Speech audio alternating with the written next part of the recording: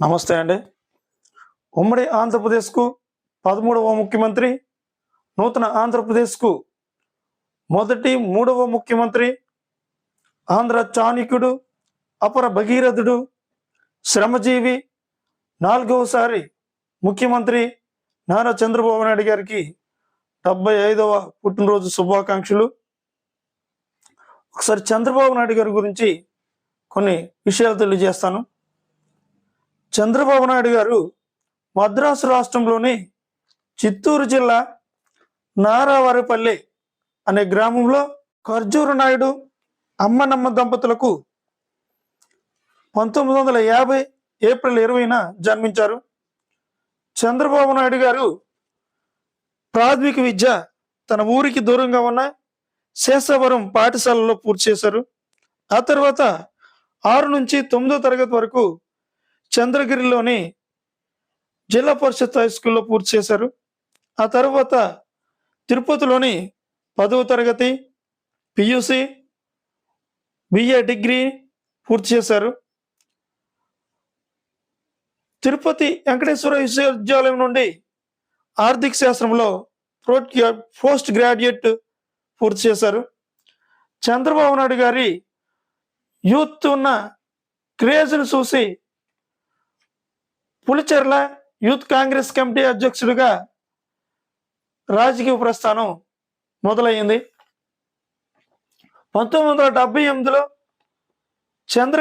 చంద్రగిరి నియోజకవర్గం నుండి ఎమ్మెల్యేగా గెలుపొంది 28వ ఏట సాంకేతిక విద్య మరియు సినిమాటోగ్రఫీ, చిన్న నీటి పారుదల శాఖ మంత్రిగా 1983 వరకు పనిచేశారు.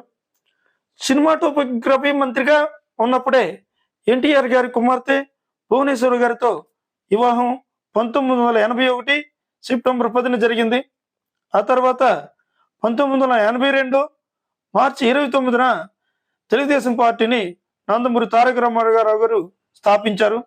1983 ఎన్నికలలో తెలుగుదేశం పార్టీ ఘన విజయం సాధించింది. కానీ చంద్రబాబు నాయుడు గారు కాంగ్రెస్ నుండి 1983 ఎన్నికలలో చంద్రగిరి నియోజకవర్గంలో ఓటమి చెందారు. ఆ తర్వాత తెలుగుదేశం పార్టీలో అధికారికంగా చంద్రబాబు నాయుడు గారు చేరారు. నందమూరి తారక రామారావు గారు ముఖ్యమంత్రిగా ఉన్నప్పుడు గుండె ఆపరేషన్ నిమిత్తం అమెరికా వెళ్ళారు. అప్పుడు నాదెండ్ల భాస్కర్ రావు గారు అప్పటి ప్రధానమంత్రి ఇందిరాగాంధీ గారి ప్రోద్బలంతో 1 నెల ముఖ్యమంత్రిగా పనిచేశారు. అప్పుడు చంద్రబాబు నాయుడు గారు తెలుగుదేశం పార్టీ ఎమ్మెల్యేలను అందరినీ రాష్ట్రపతి దగ్గర ఢిల్లీలో ప్యారెడ్ నిర్వహించగా మరలా ఎన్టీ రామారావు గారు ముఖ్యమంత్రిగా పనిచేశారు. చంద్రబాబు నాయుడు గారి తెలివితేటలకు మెచ్చిన ఎన్టీ రామారావు గారు పార్టీ ప్రధాన కార్యదర్శిగా నియమించారు. 1985 ఎన్నికల్లో చంద్రబాబు నాయుడు గారు కుప్పం నియోజకవర్గం నుండి గెలిచి ఆర్థిక మంత్రిగా పనిచేశారు. 1989 ఎన్నికలలో తెలుగుదేశం పార్టీ ఓటమి చెందడంతో అసెంబ్లీలో ప్రతిపక్ష నాయకునిగా ఎన్టీ రామారావు గారు కూర్చోనని చెప్పడంతో చంద్రబాబు నాయుడు గారు ప్రతిపక్ష నాయకుడిగా వ్యవహరించారు. 1994 అసెంబ్లీ ఎన్నికల్లో తెలుగుదేశం పార్టీని గెలిపించడంలో ప్రముఖ పాత్ర పోషించడంలో సఫలీకృతమయ్యారు. ఆ తర్వాత ఎన్టీ రామారావు గారు ముఖ్యమంత్రిగా పనిచేశారు. లక్ష్మీ పార్వతి తెలుగుదేశం పార్టీలో ప్రాధాన్యం ఎక్కువైనందున పార్టీలో ఉన్న ఎమ్మెల్యేలతో ఎక్కువ మందిని తన వైపుకు వచ్చేలా చేసి 1995 సెప్టెంబర్ 1న ఉమ్మడి ఆంధ్రప్రదేశ్కు 13వ ముఖ్యమంత్రిగా బాధ్యతలు చేపట్టారు. దీనినే కొంతమంది మామకు ఎన్నుపోటు అని కూడా పిలుస్తూ ఉంటారు. 1999 అసెంబ్లీ ఎన్నికల్లో తెలుగుదేశం పార్టీని గెలిపించి 2వసారి ముఖ్యమంత్రి నారా చంద్రబాబు నాయుడు గారు అయ్యారు. చంద్రబాబు నాయుడు గారు నాయకత్వంలో తెలుగుదేశం పార్టీ 1999 పార్లమెంట్ ఎన్నికలలో 29 ఎంపీ స్థానాలను గెలిచి తృతీయ ఫ్రంట్ ప్రభుత్వంలో కేంద్రంలో ప్రధాని అయ్యే అవకాశం ఉన్నప్పటికీ దేవగౌడను ఐకే గుజ్రాల్ను ప్రధాని చేశారు. 2003 అక్టోబర్ తిరుపతి బ్రహ్మోత్సవాలకు వెళుతుండగా అలిపిరి వద్ద నక్సలైట్స్ క్లైమోర్ మైన్స్ పేల్చిన చంద్రబాబు నాయుడు గారు స్వల్ప గాయాలతో బయటపడ్డారు. 2004 నుండి 2014 వరకు చంద్రబాబు నాయుడు గారు ప్రతిపక్ష నాయకుడిగా పనిచేశారు. 2014 జూన్ 8న నూతన ఆంధ్రప్రదేశ్కు ఎన్నికలు జరగగా ఆ ఎన్నికలలో తెలుగుదేశం పార్టీని గెలిపించి నూతన ఆంధ్రప్రదేశ్కు మొట్టమొదటి ముఖ్యమంత్రిగా ఆయన పదవి బాధ్యతలు చేపట్టారు.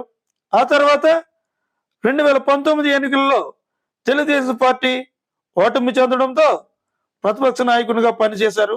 ఈ కాలంలోనే ఇతని మీద అనేక కేసులు నమోదు చేయడం జరిగింది. చాలా గడ్డు కాలం పరిస్థితి ఎదుర్కొంది తెలుగుదేశం పార్టీ ఈ టైంలో. తర్వాత జరిగిన ఎన్నికలలో 2024 సంవత్సరంలో అసెంబ్లీ ఎన్నికలలో తెలుగుదేశం పార్టీని గెలిపించి 4వసారి నూతన ఆంధ్రప్రదేశ్కు ముఖ్యమంత్రిగా ప్రమాణ స్వీకారం చేశారు. ఇలా ఈ చంద్రబాబు నాయుడు గారు సాధించిన కొన్ని విజయాలను చూద్దాం. ముఖ్యమంత్రిగా ఉన్నప్పుడు ప్రజల వద్దకు పాలన అనే కార్యక్రమాన్ని మొట్టమొదటిగా చేపట్టారు. ప్రజల వద్దకే ప్రభుత్వాన్ని తీసుకెళ్లి మొట్టమొదటిసారిగా ఒక ప్రయోగం చేశారు. ఇది సక్సెస్ అయింది. తర్వాత జన్మభూమి అనే కార్యక్రమం మొదలు పెట్టారు. ఇది కూడా బాగానే ఉంది. తర్వాత ఈయన చేసిన మంచి పనుల్లో హైటెక్ సిటీ హైదరాబాద్లో అనేక 10 సంవత్సరాల్లో 3,20,000 ఉద్యోగాలు సృష్టించారు, ఐటీ ఉద్యోగాలు. అలాగే సైబరాబాద్ సిటీని నిర్మించడంలో కీలక పాత్ర పోషించారు. డ్వాక్రా సంఘాలు విజన్ 2020 అనే కార్యక్రమాన్ని తీసుకురావడంలో సఫలీకృతులయ్యారు. నీరు మీరు అనే కార్యక్రమం, రైతు బజార్లు, ఇప్పుడు మనం కూరగాయలు కొంటున్న రైతు బజార్లు కూడా ఈయన స్థాపించారు. అలాగే ప్రస్తుతం అయితే అమరావతి నూతన రాజధాని నిర్మాణం, పోలవరం ప్రాజెక్ట్ నిర్మాణం చేపడుతున్నారు. ఆల్రెడీ పట్టిసీమ ప్రాజెక్ట్ ని నిర్మించడం జరిగింది. ప్రస్తుతం విజన్ 2047 డాక్యుమెంట్ ను రిలీజ్ చేసి అందరిలోని గొప్ప రాజకీయ నాయకుడిగా పేరు పొందారు. కృష్ణా గోదావరి నదుల అనుసంధానం చేపట్టి ఇప్పటికే పూర్తి చేశారు. ప్రస్తుతం తెలుగుదేశం పార్టీ జాతీయ అధ్యక్షుడిగా నారా చంద్రబాబు నాయుడు గారు ఆంధ్రప్రదేశ్ 4వసారి ముఖ్యమంత్రిగా సేవలు అందిస్తున్నారు. 75 సంవత్సరాల వయసులో ఇతను మొక్కమోని దీక్షతో పనిచేస్తున్న చంద్రబాబు గారిని ప్రస్తుతం యువత ఆదర్శంగా తీసుకోవాలని మనం కోరుకుంటున్నాము. వీడియో నచ్చినట్లయితే లైక్ చేయండి, షేర్ చేయండి, అలాగే సబ్స్క్రైబ్ చేయండి. లైక్ చేయడం వల్ల మా వీడియోని యూట్యూబ్ 10 మందికి చూపిస్తుంది. అదే సబ్స్క్రైబ్ చేయడం వల్ల మా వీడియో మీకు నోటిఫికేషన్ రూపంలో వస్తుంది.